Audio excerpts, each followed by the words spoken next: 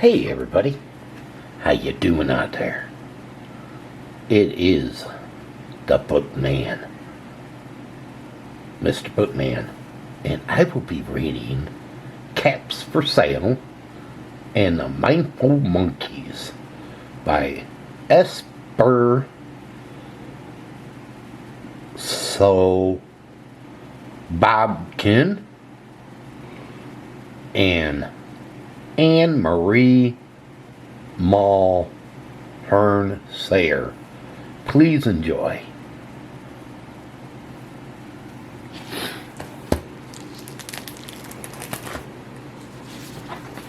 Caps for Sale and the Mindful Monkeys.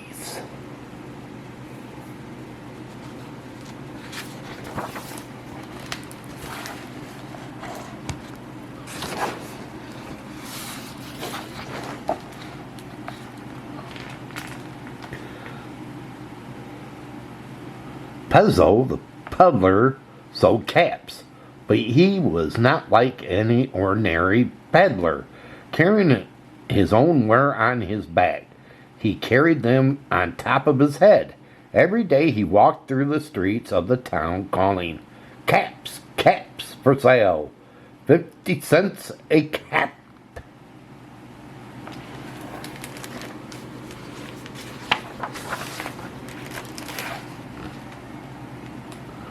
Every night he sat on his bench in his yard, making caps to sell, 50 cents a cap.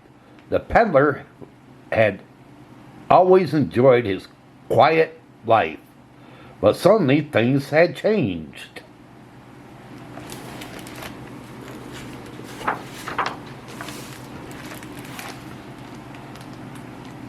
Now, in the big tree in his backyard were 16 monkeys.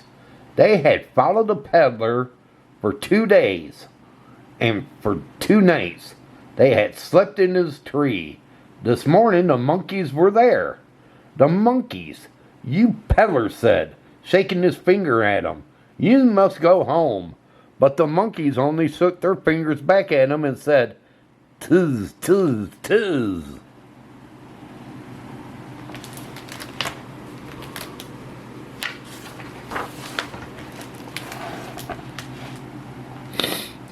Today the peddler was going to visit his friend Easy. Easy was wise. She would know what to do about the monkeys. The peddler started up the dirt road.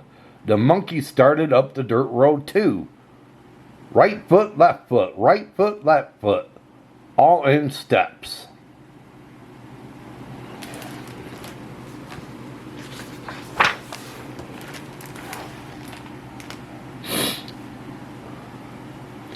When the peddler reached Essie's porch, he pulled on his bell chain outside her door. The sound of the bell startled the monkeys, and they scattered. "Greeting, my friend," Essie said, as the peddler hurried past. "No time for greeting," the peddler wailed. "I'm in trouble. I need help. I am being followed by 16 monkeys who will not go home."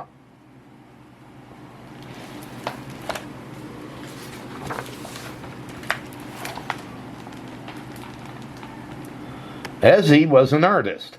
Pointing to a chair with her paintbrush, she said calmly, "Sit down and tell me what is happening." Ezzy painted while she listened. As the peddler recounted his story, his temper rose again. "I told them to go home. The monkeys must go home," he shouted as he stepped on his foot. Essie's cat,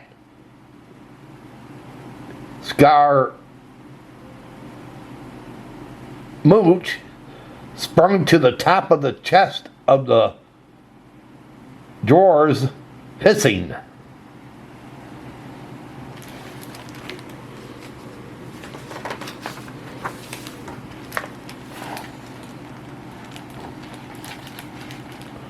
The peddler's eyes eyed Scaramouche. He stopped shouting, sat down, and put his head to his hands.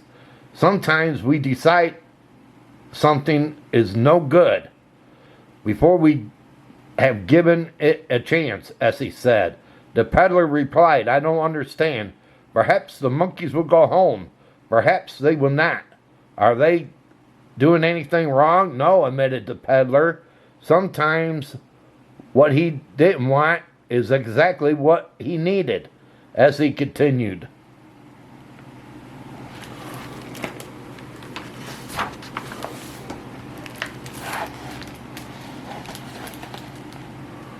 Go home, as he said, and see what comes past. The peddler frowned. But I don't like what will come to pass, he said. Nonsense, Essie replied. You cannot dislike what hasn't happened yet. It's just not possible. The peddler left Essie's house. She chuckled as she watched the monkeys follow her friend, right foot, left foot, right foot, left foot, in steps.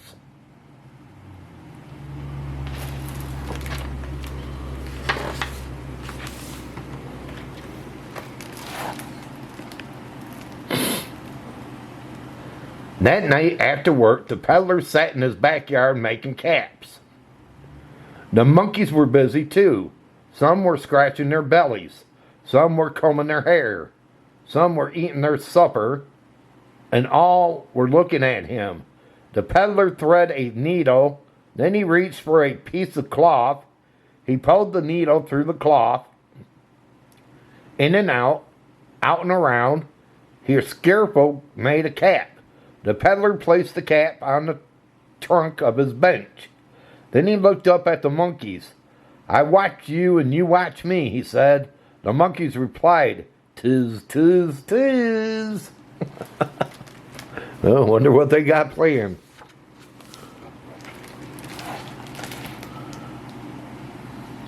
Suddenly, the peddler's phone rang. The news was sad. A friend from another town was sick. The peddler said he would come right away. Oh my, he thought. I have money enough to travel and help, but no time to make caps to sell tomorrow. I hope I'm not gone too long.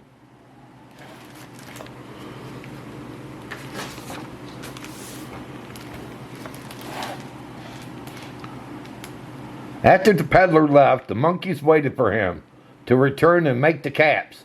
The moon came up, no peddler. The sun came up, no peddler. The moon came up, no peddler. The monkeys eyed the needle and thread. They gazed at the piece of cloth. They looked at the open trunk, no caps. They were very mindful monkeys. So what do you think they did? Well, what do you think they did?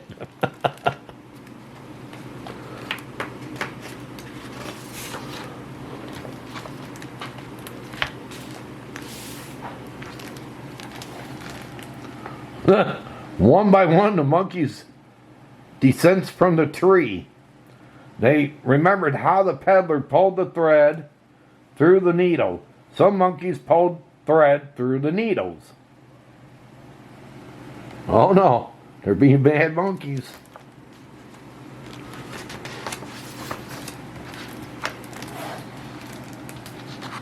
They remembered how the peddler pulled the needle through the cloth. Some monkeys pulled the needle through the cloth.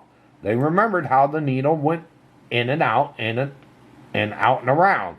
And soon the trunk began to fill with caps. Gray caps, brown caps, blue caps, and red caps. When they had sworn 7 pieces of cloth, the monkeys climbed back up slowly into the tree. They were very tired, and they quickly fell to sleep.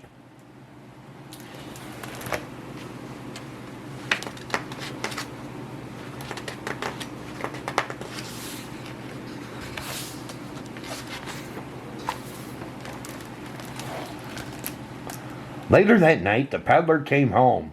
He was very tired too, but his friends were much better, and that was important. The peddler was worried. He had no money left. and it was too late to make caps to sell tomorrow. He went inside to sit and think. And what do you think he saw?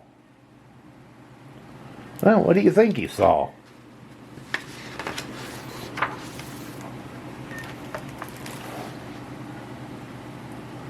He looked at the right, caps. He looked to the left, caps. He looked behind him, caps. He looked beside the tree, more caps. Gray caps, brown caps, blue caps, red caps. I don't remember making these caps, the peddler thought to himself. I must have forgotten, but surely I did not make so many. The monkeys did. The peddler looked into the tree. The monkeys seemed exhausted. They were drooped over the branches like old cloths. Some were even snoring. The peddler scratched his head and wondered. He looked up again. A piece of red thread was hanging from the monkey's foot. He said to himself as he began to pick up the caps.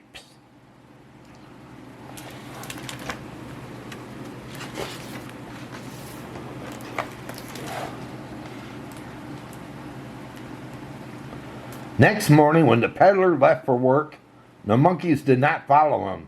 As he began calling caps for sale, 50 cents a cap, he left very alone. But he wondered why. He thought about the pile of caps that he found last night.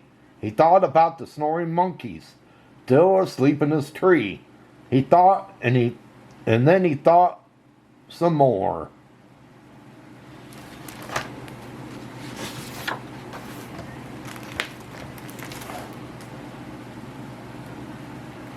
Suddenly, Essie's wise words were back in the peddler's mind. Sometimes what you don't want is exactly what you need. And now he knew what she was trying to tell him. 4 children approached the peddler. "Where are your monkeys?" they asked. "They are not my monkeys," the peddler replied.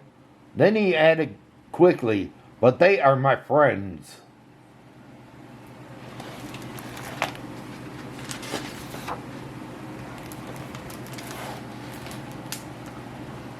That night, when the peddler came home, he had with him a bunch of bananas.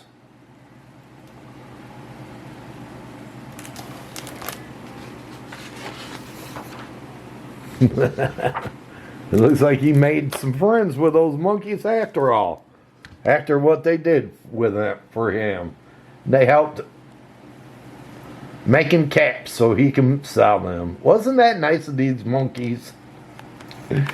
Wasn't it a good story? And if you enjoyed it, can you give it a thumbs up and share it? And if you're new and you came along this book reading, hit that red subscribe button down below and subscribe to my channel. And check out my other book readings I got. I got plenty. So feel free to check them out. But until the next book reading, they call me Mr. Bookman. And this book reading's over. Have a good one, and take care, everybody.